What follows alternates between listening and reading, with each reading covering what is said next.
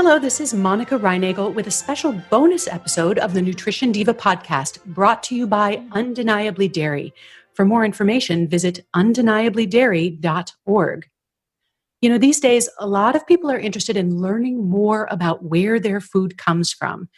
For example, so many of us drink milk or give it to our kids every single day, but most of us have never had an opportunity to visit a working dairy farm before. In fact, I was surprised to learn that most Americans live within 100 miles of a dairy farm. So no matter where you live, chances are you have a dairy farm as a neighbor. Well, joining me today to give us just a little peek into a typical day on a typical dairy farm is Tara Vanderdusen, a fifth-generation dairy farmer.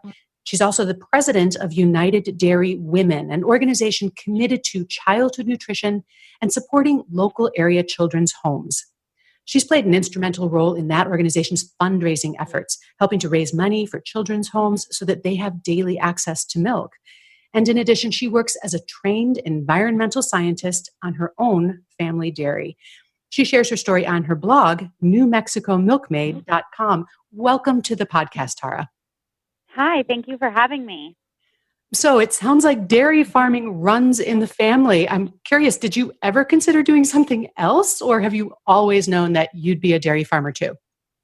So it definitely does run in my family, and it's just a part of our heritage. My husband is a fifth-generation dairy farmer as well, but I did not know this is what I always wanted to do. When I went away to college, I knew I wanted to focus in environmental science. Part of me still wanted to consider going to law school and, moving out of rural America, small town, and moving to the big city. I was 18, leaving for college and ready to explore the world. And I ended up meeting my husband, and we got married, and I moved back to his family farm in the town that I grew up in. And now looking back, I can't imagine what I was thinking or wanting to do anything else. Dairy farming is such a passion for me, and I love the community and the sense of family that it brings and the culture and heritage that it is a part of my family. And so now I've fallen in love with it all over again, and I'm so happy that this is where I ended up. Well, tell us what's going on at this time of year on a dairy farm. I think most of us kind of have no idea what the cycle is. Yeah, so I always refer to our dairy as a dairy farm with that farm on the end, because not only do we run our dairy, but we also have a farm. And so at this time of year, farmers across the United States are working hard for harvest. So we're harvesting our crops. That probably doesn't come as a surprise to too many people, just because you do think of fall as that time of harvest and, bringing in your crops and that time of Thanksgiving that we all think of. And so that's exactly what all dairy farmers are doing right now is harvesting their summer crops. And here in New Mexico, we plant two crops, a summer crop and a winter crop. So as soon as we finish our harvest, we'll also be planting our next season of crops for the winter. So we have our day-to-day activities still of our dairy and caring for our cows and milking every single day. And then adding to that, we, are spending long hours out on the tractors and in combines and with silage trucks running everywhere and bringing in all the feed that we're going to feed our cows for the next year. So you mentioned that you're out there milking every day. Where does that milk go once it leaves your farm? What's the next step? Yeah, so as you mentioned at the beginning, most people live within 100 miles of a dairy farm, and that's because we do have a perishable product. And so your milk usually doesn't travel too far to get to you. And so for us, our milk actually goes to a cheese plant in our community. It's actually only about a mile or two down the road from our dairy farm, and it is made into lots of different kinds of cheese. The plant in our town is actually the world's largest cheese plant officially. And so lots and lots of cheese comes out of eastern New Mexico, which probably surprises most people. That's right. We think of Wisconsin. Absolutely. Most people do. And what's great, I think, about our cheese is we always pair our cheese with our hot green chilies, which New Mexico is famous for. And so we have some really great pepper jack that comes out of our area. Oh, I bet. So you've already talked about some of the challenges that farmers face, like namely the relentless workload day after day. But what are some of the big challenges that dairy farmers are facing these days? We have a generation of consumers that is more removed from agriculture than ever before.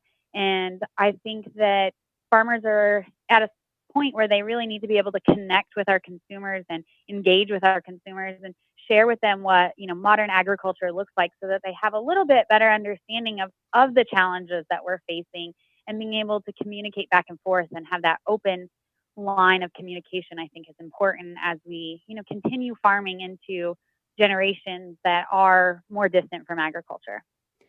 Well, and that's exactly why I'm so happy to have you on the podcast, because you're exactly right. Most of us don't have an opportunity to see agriculture happening, even though we absolutely depend on it for our meals every day. I know I've had a chance to visit a lot of different kinds of farms, including dairy farms, and I'm always amazed at the technology and the innovations that I'm seeing on farms. I hadn't realized that so much had changed in the last few decades on farms. Are there new innovations or technology that you're particularly excited about? Maybe things that are, still kind of coming down the pipeline? Yeah, absolutely. So I think that is what surprises people the most when they come out to a dairy farm, is really that technology and that innovation, and really seeing what modern agriculture is really all about. I think that as consumers, we have this nostalgic image of the red barn in our head from like the 1940s, 1950s. And things have really changed and progressed in the last 75 years. And that's an amazing thing.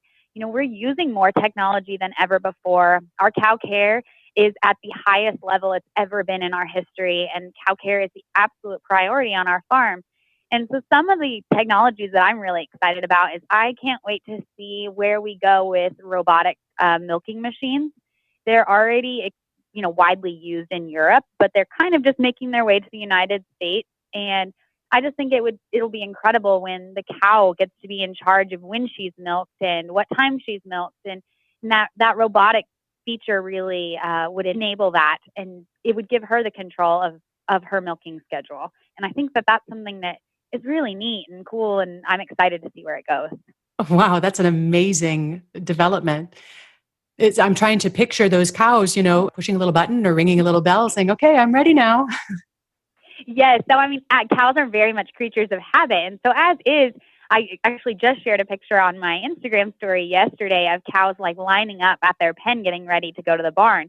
So it's very natural for them to already know that it's time for them to go to the barn. If you're late, they are sitting there stomping their foot at you saying, where are you? What's happening? And they know their way to the barn. And so with robotic milking, it would essentially, they would take themselves to the barn. Obviously, there would be some care from our herdsmen and helping them, make sure everybody's getting there. But essentially, they would be able to take themselves to the barn, and then the robotic milking machine senses them there and is able to clean their udders and prepare their udders and milk them, and then finish with our post-milking procedures. And then they would be able to go back to the pen and enjoy the rest of their day. That's definitely something that I saw when I visited a dairy farm that surprised me, that the cows seem very eager, to move towards the barn when it's milking time, and do seem very content to kind of take themselves over there and get their business done and then take themselves back to their pens. It's I didn't expect to see that. I thought there'd be more sort of herding going on, but not much is required. No, not much is required at all. We do have one of our herdsmen that goes out and opens the gates, and that he kind of brings up the rear, so to speak, at the back of the pen, and makes sure everyone is heading that direction. But really, that's why we keep our barns as just such a calm place. We try to keep minimal noise, very relaxing atmosphere in our barns, because it is an enjoyable place for the cows to go. A lot of times, if it's in the summers, they may get a bath to cool them off. And so they like going in there and having their 15 minutes in the barn to get milked. That's about how long, a cow is milked for, is 10 to 15 minutes a day. And then they get to head back to their pens to, chew their cud, which is one of the most important things a cow does, is eat and drink lots of water and chew her cud. And that's how you know that a cow is just a content cow and really a healthy cow. That's right. The cows that I saw seemed extremely relaxed. So, yes. Other than how relaxed the cows are, what would people who've never had a chance to visit a dairy farm, what might they be surprised to see if they had a chance to visit your farm? So we have lots of tours and people that want to come out to our dairy. I think people, as you mentioned at the beginning, are very eager to find out more about where their food comes from. And something that we see time and time again is how surprised people are by the amount of detail that goes into every decision that we make on our farm. Hmm. There's just so much more planning than than people expect. We have a nutritionist that plans our cow's diet, and depending on what stage of life a cow is in, she has a different diet that's planned to meet the exact nutrients she needs for that time. We have a vet that comes on site to care for our adult cows. She comes out once a week. We have a vet that cares specifically for our baby cows and helps set up protocols for caring for them. We have number of pens on our dairy. Well, each pen can tell you a lot about the cows that are in there. If we have older cows, they tend to be in pens that are closer to the barn, so they don't have as far to walk. Our younger cows maybe have a little bit further distance because they're, our young heifers and they can walk for longer distances. We have cows that are further along in their pregnancies. We move them to what we call a close-up pen so that we can keep a really close eye on them in their last few weeks. And so there's just a lot of detail that goes into these dairies. We talked about, innovation and technology a minute ago. One of the things is we have a computer program that keeps track of every single cow on our dairy, and it keeps her entire record of her whole life. So if she's moved pens, you know it. If she has ever received a medicine, the record is there with the prescription from the vet. And so there's just a ton of detail and time that goes into all of the different areas on our farm. And people are amazed by it. They usually can't stop asking questions once they get to a dairy. I feel like every tour lasts twice as long as it's supposed to because people are so excited to be here. Yeah. And another thing that surprised me whenever I visit farms is the level of education and training that's involved. Farms usually have a lot more PhDs running around than you'd imagine. Absolutely. Our vet is a Cornell graduate vet student. Our nutritionist has a PhD. My husband has a degree in agriculture business. My degree is in environmental science. Right. And then from there, you're talking about years of experience working on dairies. And then for our employees, we have lots of great training programs and safety schools that they're able to attend. We work with our local university and our extension specialists to come out and train our employees in animal handling, how to properly give, medicines according to the vet's protocols. I mean, the training can go on for a long time, and it's really amazing to see. And I think that's one of the big things that's changed over the last several decades is the amount of education on the dairy and what people are really studying to become dairy farmers. Mm-hmm. Yeah. It's a science. Absolutely. And an art.